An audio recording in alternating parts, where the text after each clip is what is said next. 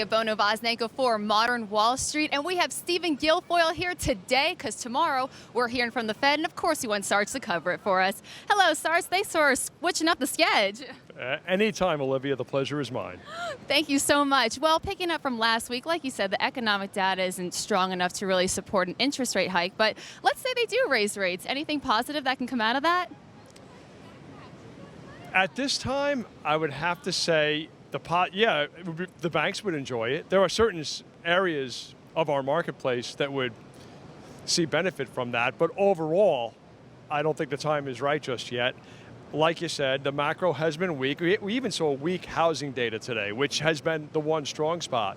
So now it's almost like a complete rout. The Atlanta GDP has had to lower their forecast for the third quarter down to 2.9%. They've had to lower their forecast for personal consumption expenditures down to 3%. So now after a very weak first half, the third quarter is turning out a lot weaker than many people expected. If we have 9 months of a very weak economy, and they were to have just raised the lowest interest rates ahead of that, I don't think they would escape the blame for a recession that ensued, which we may be headed for anyway. I mean, not that we are. It doesn't look like we are headed for a recession. I'm not making that call, but we're too close to a recession to play games right now. Okay, and everyone's also blaming the election. They're saying they don't want to disturb the markets before an election raising rates. But do you think there might be a deeper political motivation for that? I think the motivation would probably be to not raise rates right now, because the perception on Wall Street anyway is that many of the members of the FOMC are Democrats. So if they were to injure the economy right ahead of the election, it would probably not help the party of the incumbent. So I'm not saying they're playing politics. That's not my call. I think it would be political to do anything to rock the boat at all this close to the election. And now that you reminded me that there's an election looming, this is when we should be having a rock-solid economy. If you look back over time, this is when usually the quarter leading up to an election is usually all gummy bears and roses.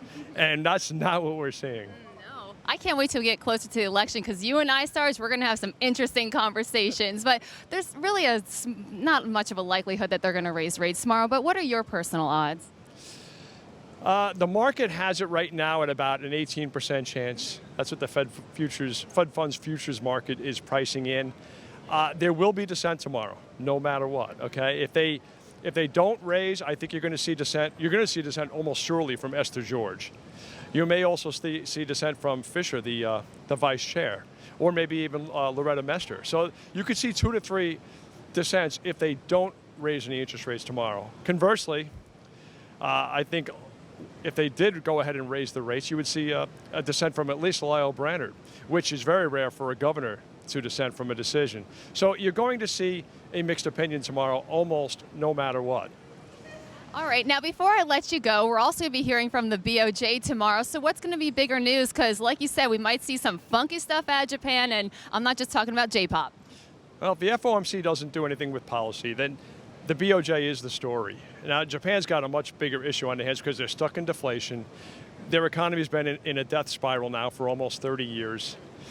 Their banks are really running into trouble, so they can't really ease policy further.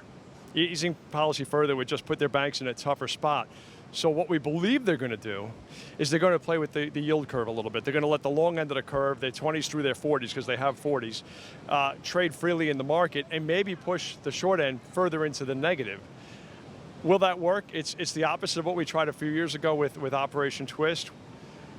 I don't know if it'll work. I think it's a shot in the dark. It hopefully would at least improve the situation for their financial sector, and maybe the theory is that it would produce some inflation because there would be more lending.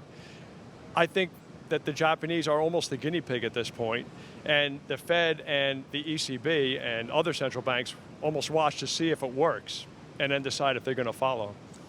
Well, we have a lot to look out for. I can't wait to see some of your tweets tomorrow during all this news. Thank you, Stephen, as always, for meeting up with us today. Thank you for meeting me.